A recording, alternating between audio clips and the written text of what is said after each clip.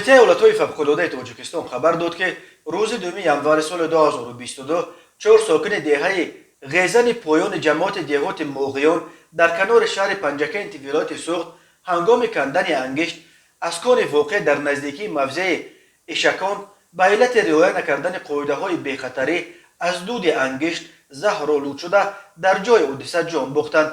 2 نفر از این ساکنان هلاک شده برادران بودند. وقتی که شام 2 ژانویه آنها از انگشتکنی بر نگشتند، خویش و تبار در پی جستجوی آنها شدند. ساکنان ساعت 23 دقیقه به کان اشکان آمده رسپیراتور پوشیده وارد آن شدند و متاسفانه جسدهای الکه جان داده این 4 نفر را پیدا کردند.